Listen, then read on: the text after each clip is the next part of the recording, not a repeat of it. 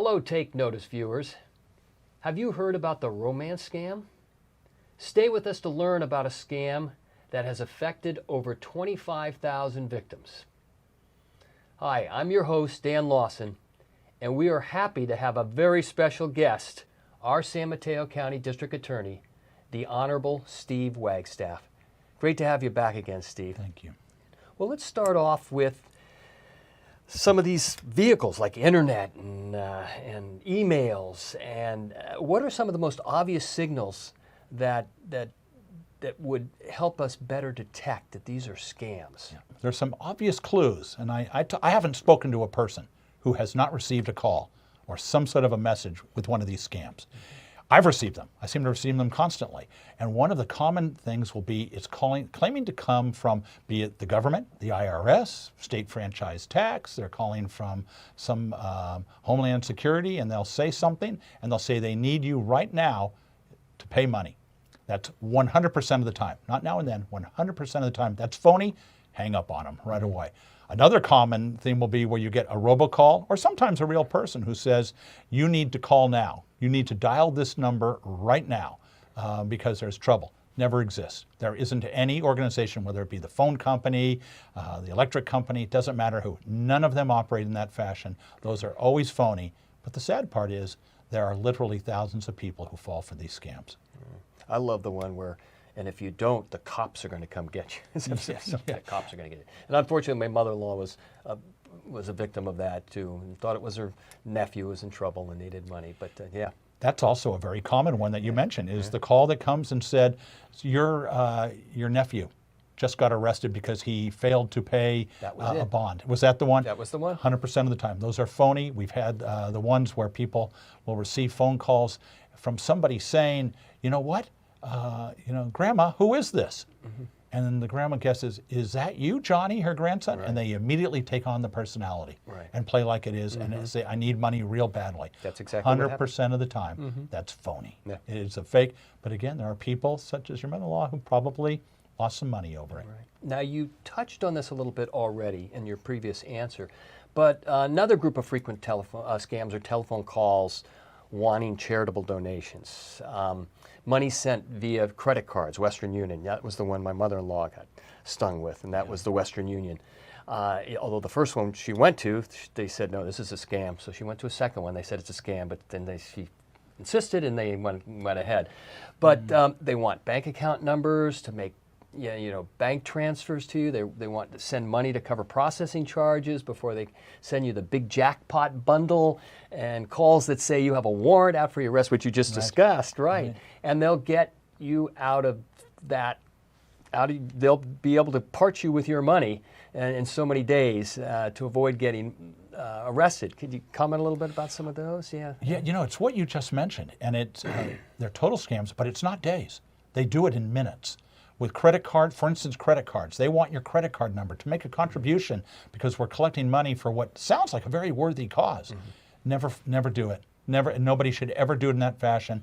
If they want it, tell somebody, send me something. Put something in the mail to me on that. But that is what the scammers are doing, and they're asking for a credit card number. Once they get that credit card number, they are running up bills literally within a half hour. They've run up thousands of dollars in debt for the person who gave up their credit card number. They're organized. They know what they're doing.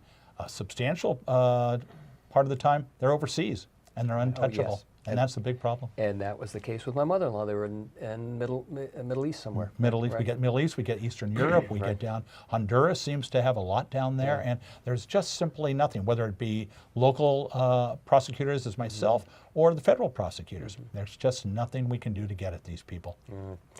Sad, but I guess there's still people who come to our doors. What about those who are strangers who ring your doorbell, especially if they say they are from the power utility company or from the city? Yeah, and it really is. And in this area, the people particularly picked on are the elderly. And being an elder, I very much feel an affinity to these victims. And the real answer is simply don't open the door. If you don't know the person, there's no reason to open up the door. Now, that may mean that there are some good charities that simply don't get to do it, but you just can't take the chance on doing it because you don't know who's there. We prosecuted last year a fellow who actually did work for a phone company, but he had no business going inside. And he said, I need to go inside. And he had on the uniform and everything. And he went inside, actually to 3 different homes, 3 different women, elderly women. And he went in and claiming, I need to go in and look at the phones. And he went in and he went up into the bedroom and stole jewelry from all of them. Wow. We ultimately caught him because in the last one, she had the good sense to call 911 immediately. Law enforcement was there and we got him in the act. Great. And he went to state prison for that. Good. But I wish there were more like that we could capture. Good. All right. Well, now this is tax season. So what are the cautions that you should be taking so as not to become a victim of tax fraud? In fact, how does that work, tax fraud? Well, you know, it's people getting your tax information. They're asking for your ID number. They're sending, and it's amazing that these are people who are not necessarily by phone. It's not the faceless person. They're people who are setting up and said, we can do taxes for you. We can do it cheaper. On that line, and all I need is your tax ID number and your Social Security number. Once you've given that up, you might as well have given up your whole bank account because what they're going to do is they're going to go in quickly, take the money, and then trying to ever trace them down as to who they are, almost an impossible task. Makes me cringe just thinking about it. And then certainly your whole does. identity fraud and theft and all that. Any precautions for shopping, dining, ATMs? Well, yes, they are. And I think a lot of people hear them, but it continues to stun me how many people, after hearing the warnings, don't follow the warnings. And the example for that is, for instance, when you're shopping, don't leave your things alone. Don't to simply, you know, particularly if you're a woman, don't leave your purse while you go off in the vegetable department with your purse there. I guarantee you, you're going to come back and you may find your wallet's gone. And when your wallet's gone, your ID's gone, and that means bills are being run up literally within a couple of hours. They're running them up. Same thing at the ATM. The main thing is they tell us, they warn us on it. Look around, see who's there. I do a silly thing. I just take, when I put my ATM card in the machine, I cover up because sometimes so when I'm entering in my PIN number, I just put my hand over it because there are scams where they've installed a mini camera on it where they're looking just what your PIN number is, and then they're in, and keep your head on a swivel so that people aren't there to try and come up and take the money that you have in your hand. And don't walk away from the ATM counting your money. You know, that's I've been a violation of that one. You know, but I do look around before I start counting. Another example is, you know, we've had tragedies right here in the Bay Area in a Starbucks. We had the young man who got up to go to the bathroom and left his laptop sitting there. And he came back as somebody was picking it up and walking off with it. And he chased after them and he lost his life over that. They stabbed him, and it was a horrible thing. So it's just precautions that we learn in all these arenas. Right, and again, that's another thing probably to mention too, I would imagine, is that it's property. I mean, obviously we don't want to lose it. Our first reaction is to try to keep it, but it's not worth being hurt or losing one's life. That's right, ever. And I think of this poor young man in Montclair, just across the bay, who lost his life because he was chasing after a laptop that would have been replaced, and all that. So it's a tragedy forever for his family, and for the 2 people who've been apprehended for it. You know, it's no good for them either. It's just a lousy outcome.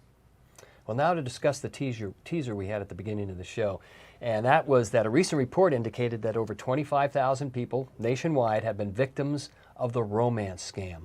What is the romance scam? You know, it is 2020. And the social media and the internet are now a new thing. And the romance scam is scammers taking advantage of that. And they're really, from everything we see, they're pretty effective at what they do. Because, as you noted, 25,000 people across the nation. The FBI just last week came out and announced that the loss in this country has gone from 2015, when it was 33 million on the romance scam, to in 2019, 200 million. So it's just increasing astronomically, and it's people calling up and saying, they'll go through dating sites, and they will simply say, they'll develop a relationship with them over the phone, and then they'll say, you know, would you send me money? You like me? Would you send me money? You can trust me. And the FBI has come out with a wonderful set of precautions to take to avoid this romance, because who do they pick on? It can be every age. This isn't simply picking on the elderly. It can be the lonely hearts in their 20s and 30s and on up. But it's people who are looking for companionship online.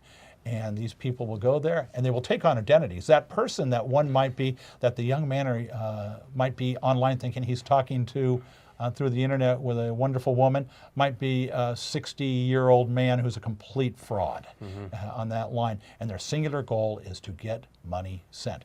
And so the FBI has given some precautions for people on what you do to avoid the romance scam. And that is one of the classic symptoms of a romance scam is they want to move the relationship along very fast. They don't want to do it 3 months to get their money. They want it fast, so they'll be very quickly trying to do it. They don't want to meet right away. What they want to do is they want you to send some money along to them so to show how much that you really have come to love them. And they do, I don't know how they do this, but they do pick on people who seem to be, very often I'm figuring they're looking through the obituary pages and finding people who might have lost a partner, lost a family member, and who are lonely at that stage. And they know all the right words, and this is so common. There was just one late last year where a fellow up in Oregon exactly happened, lost his wife, I think 85-year-old man, lost his wife, met somebody through the internet and was just looking for somebody to chat with, and it was somebody who made out that, you know what, I'm a woman, I really like you doing this type of a thing. They will even exchange photos, but of course it's not their photo that's going on there. And for him, she convinced him, you know what, I'm engaged in buying from China a $5 million ancient artifact, but I need some money up front. And he gave her $200,000. And both the person on the other side and the $200,000 have not been seen since. So this is the romance scam. And it's people of all ages too, right? Because we've had young people too. That, And so we shouldn't, Steve, now let me get this right. We shouldn't avoid romance, but we should avoid romance scams. Is that correct? You know what? That's exactly it. As the advice is romance is the essence of life, but what we want to do, which is make sure you slow it down. Scammers want to move quick. Make it a long-term developing relationship. Part two, don't ever send money. Never do that. And so in the words of Monty Python, instead of spam, spam, spam, it's scam, scam, scam, and we should avoid the scam, scam, scam. And that really sums up our world here today in 2020. Great. Well, thanks a lot, Steve, again, for being here. It's always a pleasure. And we really appreciate the work that you're doing for San Mateo County. I know you're very popular, and that all the work you're doing is very much appreciated. Thank you. Well, we've covered quite a lot of valuable information today. Steve, we thank you again for once again giving us your time and expertise. And you know you're always welcome here at Take Notice. We thank our viewers for watching Take Notice. We encourage you to tell your family, friends, relatives, associates, and others about Take Notice, to watch and like us on YouTube and Facebook. You can also view us on Comcast Cable TV Channel 27 and AT&T Channel 99. We wish you a safe day.